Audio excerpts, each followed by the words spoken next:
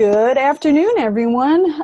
Welcome to our informational session brought to you by Forseti Protection Group and E.B. Howard Consulting. Today, we're going to talk about a specific New York State Department of Homeland Security funding opportunity. But first, we're going to introduce ourselves. Forseti Protection Group is here. Take a few seconds to introduce yourself. Yeah, thanks, Christine. Appreciate being here. Forseti Protection Group, my name is Mario Rodriguez. I'll be with you today. We are a full-service security and risk management company located in Buffalo. We handle all aspects of security, anything from on-site guards, ballistic security film, vandalism protection, prevention, potential threat assessments, the vulnerability assessments, to the personal training and development components. Great. And I'm Christine E.B. Howard with E.B. Howard Consulting. We're a full-service, non-dilutive development firm and evaluation services firm, and we do three things for our clients. We help them find funding, so grant opportunities. We help them apply for funding, and we help measure those outcomes on funded projects. And we're also located in the Buffalo, Niagara area. Our clients are all over the country, and we really love working on STEM-based initiatives, and this is potentially right up our alley. So sit back and enjoy, and we'll get started here. All right, today's agenda. We're going to cover the purpose of the funding, key dates to be aware of, and of course the award amount, eligibility and pre-qualification, the vulnerability assessment. We'll talk all about what that is and what's involved with it. Authorized expenditures, how you're allowed to spend your grant dollars. And some items of note, some things you need to be aware of as you're thinking about applying, and then our contact information should you have any questions or want to follow up with us for any other potential funding opportunity in this area. So we'll go ahead and get started. Today, the purpose of the funding, New York State Division of Homeland Security and Emergency Services. Right now, there's an estimated $45 million for this year's funding opportunity, securing communities against hate crimes. The link is right here. We will also put this in the comments section. We will make this slide deck public so that you can have access to it to click on any of the links we provide. Plus, we'll put that in the comments so you have access to it. Additionally, the grant is to mitigate the risks and vulnerabilities as identified in the vulnerability assessment. And as I mentioned earlier, we will be covering what is a vulnerability assessment and what's involved with it. You can call on Forseti Protection to help you complete the vulnerability assessment for your organization, and you can call on E.B. Howard Consultant to help you prepare your proposal. Key dates to be aware of. This proposal is due February 20th at 5 p.m. Eastern, not 5:01, not 5:30, 5 p.m. Eastern. Questions regarding the grant will be answered by the state until February 20th. So there is a period of when you can ask questions or need clarification on the solicitation. You can also reach out to us at E.B. Howard Consulting, and we may be able to guide you on some things if you can't get a hold of the state, or you can get a hold of Forseti Protection Group. They may be able to answer some questions you have with regard to the opportunity and the vulnerability assessment. Technical assistance, IT support from the state is available until February 27th. So you have right up until the deadline if you need help getting into the platform or have some difficulties. They're available to help you. Yeah, it's important to note there, Christine, that as you're talking with these organizations, if your organization is going to apply for that and you are concerned about who you're going to have keeping up with the admin component of the grant, those are things that organizations like either us or Christine can help. We can guide you along that fact, keep you along the process. There's typically emails and deadlines that come in even after the deadline specifically, and those are the types of things that you have to be concerned about, and we can assist. Yeah, and just a reminder, proposal is due February 27th at 5 p.m. Eastern. So that's it. That's when it closes, and that's when it's due. Application amount. So New York State Securing Communities Against Hate Crimes program, they're potentially awarding out $50,000 per facility. Eligible organizations may submit up to 5 applications for a total of $250,000. And then you should know that this is a reimbursement-based grant. This means you have to submit receipts for completed work in the award period time, and they're giving you up to 2 years to complete this work. So that's important to be aware of, but you don't get your grant until you've completed the work. So you're going to have to submit your receipts. Okay, some eligibility things to be aware of. You must be a 501c3 in the eyes of the IRS. So you have to have your IRS letter and your designation in hand in order to be eligible for this. You also, in addition, there's a lot of alsos here in this in today's session. You can be a nonprofit public school, a nonprofit daycare center, a nonprofit cultural museum, which is a building or a site for the exhibition or promotion of arts and culture of a particular region or people. And that's important to note. You can be a non-profit residential camp, which is occupied on an overnight basis by persons under 18 years of age. And that's important to be aware of. You can also be a nonprofit community center. Additional criteria, you must be at risk. So not only do you have to be a 501c3 and one of those type of organizations, a nonprofit community center, nonprofit public school, you must be at risk of a hate crime due to ideology, beliefs, or mission as described in the implying organization. And Mario, you and I had a conversation about this recently about, well, what does this mean? Correct. And we were saying, that also includes vulnerable populations, the LGBTQ population. Correct. Am I leaving out any other populations, minorities? You have the minority groups, you have the LGBTQ community. In addition, you have obviously faith-based, but then you have any of those organizations specifically guarded by the federal government, where you have equal opportunity employment. That would be the same consideration for the risk component here. Protected categories, yes. Correct. Yep. So you apply that same criteria to the risk base, and then you apply that when they're coming over to the organization and looking at your specific risk. That risk is going to be incorporated into your vulnerability assessment, which again, we'll get to in a couple minutes here. But that incorporation in what your risk and guidance is going to be helpful. Yes, absolutely. All right, so some other criteria surrounding the eligibility. You must be registered at the time of application. It must be pending or active with New York State Attorney General's Office Charities Bureau. You also must be pre-qualified through the New York State Grants Gateway, and here's the link for that, prior to the application submission. And if you reach out to E.B. Howard Consulting, we can help you with this process, or you can reach out to the technical line or technical assistance before the application deadline. They may be able to help you, but if you can't get a hold of them, you can always get a hold of us. Okay, vulnerability assessment. All right, as I mentioned earlier, $50,000 per location. Tell us, what is the vulnerability assessment and what's going on here? Yeah, so it's extremely important when you're looking at your vulnerabilities that you're assessing your entire organization.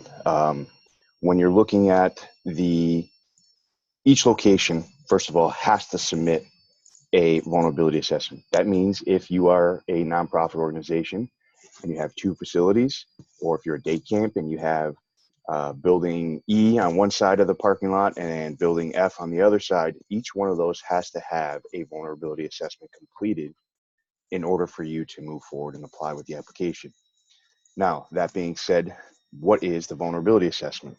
Excuse me. The vulnerability assessment is used to look at specific threats, area of weaknesses, obviously, where your gaps are in security, not only in the physical measures, which this project does cover, but then you're going into the actual people of your organization and what gaps and security measures do you have with them, meaning any training components, what you're using these funds to do and cover incorporates all of that. So from a vulnerability standpoint, an organization like us would come in and we'd look at the exterior first, where there are vulnerabilities in, let's say, your doors, let's say your windows, locks, All of that is looked at in your vulnerability assessment, and you're seeing where your weaknesses are. From there, we're able to put those recommendations in your enhancements, and we can look at and identify these components. So this slide here talks about the first aspect, that vulnerability assessment you're using specifically for the reason of identifying. We're looking at all the threat levels. There's a misconception today that, well, you're only protecting against active shooter. Well, that may be true to one point and one aspect. However, we're also looking at other components of a threat. So internal, external threats, we're looking at ways to reduce those vulnerabilities and mitigate these circumstances. That potential harm that you have to an organization is something that you're going to be able to document, and which is actually specifically required in the documentation here. From there, we look at the vulnerabilities and the physical perimeters. So you're, again, coming from the exterior first. That's how your organization should have your vulnerability to start. You're looking at the physical features. How can we protect your organization? Do you have access control? Do you have cameras on all of your ingress and egress, meaning your entry points and exit points? What do you have for vehicle barriers? There's a thing called control through environmental design. You don't have to have the barriers in front of your organization that are unaesthetically appealing and just don't go into anything and these big cement blocks. This grant gives you that opportunity to have some creative measures in your barriers that you're going to be putting in place and keep them aesthetically appealing and put your organization in the best possible spot to be protected and yet keep a great look. From there, you're looking at additionally to surveillance and emergency response. I see bullet point B here on the slide. That's talking about specific capabilities for technology. Again, cameras, what capabilities do they have? Are they integrated into your fire system? Are they integrated into your alarm system? Access control. All of those components should be talking in the organization. It's not just one piece anymore. And again, that's where the vulnerability assessment comes into place. Some organizations do have fire alarms. Some organizations do have their access control, but they're not talking. They're not integrated. And that reduces your likelihood of a quick response should you need one. The last thing, and we're looking at in the vulnerability assessment, is the training and awareness component. Again, you're looking at the perimeter and then you're going into the people. Your staff and the training that they have are a really big key to your success for the future. It creates an expectation and consistency. And when you don't have that in your organization, there's a gap again, and that creates a vulnerability for your team. You should be looking at whether or not your staff has the training for active shooter, whether or not they're trained for suspicious identifiers and activities. And then on top of that, you should know whether or not they have evacuation plans and protocols in place. The key here is that the vulnerability assessment's looking to see if you have these training components in place. If you don't, you will have the opportunity to not only put them in place, but then the opportunity to actually create the policies and develop the procedures that are going to be, again, successful for long-term success. The vulnerability assessment also is going to come along with part of those costs. What's going to be permissible for what they call hardening the target? Hardening your organization's facility so that those exterior or interior measures are allowed to be able to be used specifically for the grant. If you look at some of these things, which the next slide we're actually going to get to, but we're looking at these types of components first and what's permissible. It's important that we lay these out in your vulnerability assessment, which again, an organization can lay out for you specifically. Here's what you need, here's why, here's where the threat level is. It might be low, it might be high, and here's the expectation. And we also look at the cost, and this is that part of it. Looking at the actual components, you're going to be able to apply for not only the actual material itself in the grant, but the actual install of all of these components, what you're going to need to put yourself in to be successful. So that's extremely important because, again, as we mentioned previously, or Christine mentioned previously, the grant actually covers expenditures, meaning you've already purchased it and you're actually submitting the receipt for these components. It's extremely important to be able to showcase where that equipment went to, what that property was actually used for hardening. Was it the security film? Was it access control? Was it the camera integration? Was it the thermal camera? Those are the types of things that we're looking at. Again, list is specific now, looking at what we're doing. Perimeter lighting, again, if you're starting at the exterior for your vulnerability assessment, which you should be, you have the perimeter lighting, those components. The other key of that is, if you have your vulnerability assessment, that means that your vulnerability assessment may not be done during a day. Maybe one part of it's going to be done during a day, and you might have to have a second portion done at night because your lighting changes. So what you have during a day, you might not have some lighting features that are available. That vulnerability assessment will look at an overall complete picture of your organization. That'll get you to the point of, here's what are applicable to actually applying for the vulnerability and costs for this particular grant. Alarm systems, camera-based security systems, fencing and barriers, bullet-resistant film and windows. There's a really big difference, I want to point that out too, between bullet-resistant film and shatter-resistant film. There's a lot of things on the market that claim that they're active shooter prevention, and the round still penetrates through the glass. Well, that is not bullet-resistant film. That is shatter-resistant film. So there's a drastic difference. There's also a drastic difference in the cost. But depending on what your vulnerabilities are and where your needs are, you may qualify for the bullet-resistant film rather than using the shatter-resistant. In addition, you're looking at panic buttons, the lockdown systems, and finally, you're looking at public address systems. And we were Yep, talking earlier about the public address system, something to be aware of with that. That does not include an emergency notification platform, an ENS platform. We were talking earlier, this is old school PA system is what they're covering. I don't have a better way of framing it. No, yeah. The ones that you've seen in schools, or you still see on some of the retro TV shows, I guess we would call them now. But yeah, you're exactly right. The PA systems are the public address systems that you would have the boom box or speaker boxes, let's say in possible classrooms or out in the foyers. And you have someone behind the mic boom that's actually addressing that system. That's the public address system. Why ENS is not covered, we're not exactly sure. But the hope is that this grant is pretty specific in their requirements. And the thought process is New York State and DHS are going to open up another grant at some point in the coming months, or at least in the coming year of 2020. And the thought process is they're going to actually apply the ENS and those specific technology components in that grant rather than this one. And that's important to pay attention to. And we'll keep an eye out for something like that. And, if you have something in your list that's not covered here, please reach out to us. We can talk you through what's covered and not covered. And as we noted, ENS is not covered under this grant, but it is something we are keeping an eye out on. I think it's one last thing to point out there on this expenditure list. The goal behind all of these components, and first of all, the reason you do the assessment and then come back to what your cost would be, you're looking at ways that you can mitigate these circumstances when they occur, or should they occur. The point of that is to reduce the amount of time that it takes for a reaction or response. So if your typical response average time, I think when I read last was the typical response time for law enforcement is anywhere between 8 to 11 minutes. So we look at something like that, and you have the opportunity for this grant to increase your responses. That means that when your cameras are integrated, your responses are integrated, your response time actually goes out to these locations a lot faster. So that means your alarm system or your law enforcement, local law enforcement will get the notification within 30 seconds to a minute.